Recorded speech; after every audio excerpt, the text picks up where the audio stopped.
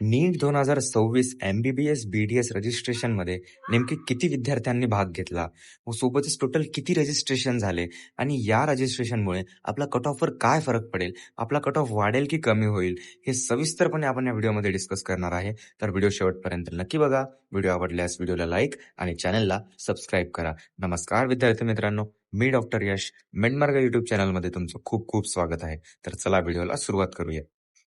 जर तुम्हाला आमचा paid medical counselling programme join करायचा असेल, पूर्ण काउन्सिलिंग करून मिळेल. त्यात registration, form filling, choice filling, allotment guidance, फक्त तुम्हाला जे आवश्यक डॉक्युमेंट्स आहेत ते आमच्यापर्यंत पोहोचवायचे आहेत. बाकी सर्व काम आमची टीमच करेल.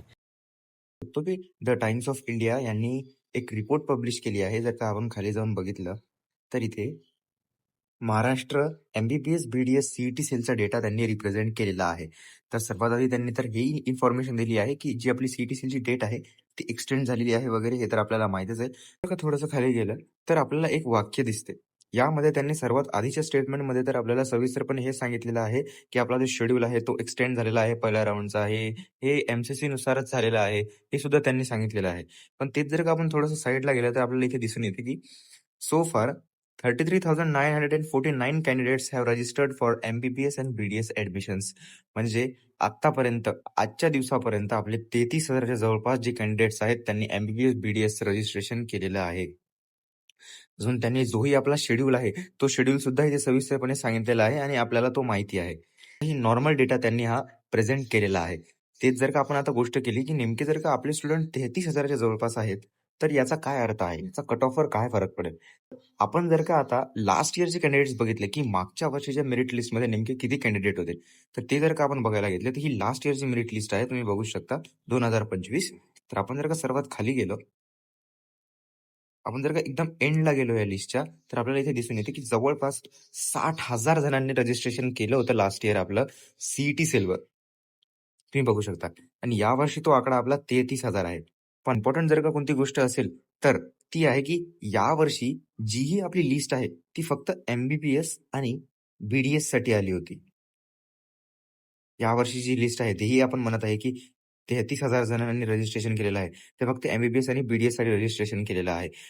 हे जे 60,000 मुलं आहेत, हे सर्व कोर्सेसची मुलं आहेत. म्हणजे यामध्ये सर्वच आलं. MBBS, BDS, BAMS, BHMS, physiotherapy, म्हणजे या सर्व कोर्सेससाठी महाराष्ट्रातून 60,000 जणांनी त्यांचा फॉर्म भरला होता. तेच यावर्षी फक्त MBBS आणि BDSचे 33,000 एवढे जण आपले यावर्षी रजिस्ट्रेशन केलेलं आहे. तर कट ऑफ आहे तो आपल्याला या रजिस्टर्ड कॅन्डिडेटवरून तर कळणारच नाही की नेमकं कट ऑफ कमी होईल का जास्त होईल. आपल्याला सविस्तरपणे हे तेव्हा कळेल जेव्हा आपलं सीट मॅट्रिक्स येईल, जेव्हा आपल्या कॅटेगरी वाईज सीट्स येतील. कारण आता आपण SML नुसार सीट नाही काढू शकत की आपला SML एवढा आहे, कारण की आता SML खूप वेगवेगळं येणार आहे. जसं की आपल्याला माहितीच आहे की MBBS आणि BDS ची काउन्सिलिंग ही आता वेगळी होणार आहे. म्हणजे याचं रजिस्ट्रेशन सुद्धा आता वेगळं झालेलं आहे. बऱ्याच BAMS, BHMS विद्यार्थ्यांनी सुद्धा रजिस्ट्रेशन केलेलं आहे. पण तरीही आता जी मेरिट लिस्ट येईल ती फक्त MBBS आणि BDS या मुलांची येईल. आणि BHMS साठी जी लिस्ट आहे ती वेगळी येणार आहे. त्यामुळे आपण आता SML नुसार अंदाज नाही लावू शकणार. तर नेमका कट ऑफ काढायचा कसा, तर त्याचं सुद्धा आपण इथे विश्लेषण करणार आहे की नेमकं कट ऑफ कसा काढायचा. सर्वात आधी तर सगळ्यात इम्पॉर्टंट कोणती जर का गोष्ट आहे, तर आपण हे लक्षात घ्यायचं की आपल्या कॅटेगरीमध्ये सीट्स किती आहेत. आपण जर का बघितलं की आपल्या कॅटेगरीला समजा 700 सीट्स आपल्याला दिलेल्या आहेत. समजा समजा आपल्याला जर का 700 सीट्स दिलेल्या आहेत आणि जर का आपल्या कॅटेगरी रँक, आपल्या जी मेरिट लिस्ट असते, तुम्ही बघू शकता की या मेरिट लिस्टमध्ये हा तर आपला महाराष्ट्रातून रँक झाला. नंतर हा आपला ऑल इंडिया रँक झाला. त्यानंतर सोबत जर का आपण पुढे चालत गेलो, तर हा आपला कॅटेगरी रँक सुद्धा इथे दिलेला असतो. म्हणजे या मुलांचा इथे NTC कॅटेगरीमध्ये 3100वा एवढा रँक आहे. 3139 एवढा रँक आहे. तर असंच आपल्याला कॅटेगरी रँक सुद्धा देतात. यावरून आपण आपला कट ऑफ सुद्धा काढू शकतो. तर ते कसं, तर ते बघा. सर्वात आधी आपल्या कॅटेगरीच्या समजायचं सीट मॅट्रिक्स आल्यानंतर आपल्याला हे समजून जाईल की आपल्या किती सीट्स आहेत. समजा अंदाजे आपल्या 700 सीट्स आहेत. आणि जर का आपला कॅटेगरी रँक जर का 700च्या आत असला, तर समजायचं की आपले पॉसिबिलिटीज आहेत सीट मिळण्याचे. तो इक्वेशन आहे. जर का आपला 700च्या अंडर रँक असला, तर समजायचं की आपल्या कॅटेगरीच्या तेवढ्या सीट्स आहेत. यामधून ज्या PWDच्या सीट आहेत, ऑर्फनच्या सीट आहेत किंवा ज्या दुसऱ्या काही हॉरिझॉन्टल रिझर्वेशनच्या सीट आहेत, त्या सर्व सीट सोडून जर का आपला रँक त्या टोटल सीटच्या मधात जर का येत असेल, तर समजायचं की आपल्याला सीट मिळेल. हे एक साधं इक्वेशन आहे. कोणत्याच युट्यूबर्सच्या किंवा कोणत्या काउन्सिलरच्या ट्रॅपमध्ये नका पडू, की कट ऑफ कमी होईल, आमच्याकडे काउन्सिलिंग लावा, आमच्याकडे काउन्सिलिंग लावाल तर तुम्हाला नक्की सीट मिळेल, असं काही होत नसते. जेही आपला कट ऑफ आहे, तो कॅटेगरीवरून होतो, सोबतच नंतर रँकवरून होतो.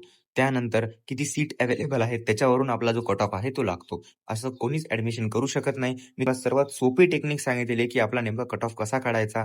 सविस्तरपणेही मी तुम्हाला सांगितलेलं आहे, की नेमका आपला कट ऑफ कसा निघतो ते.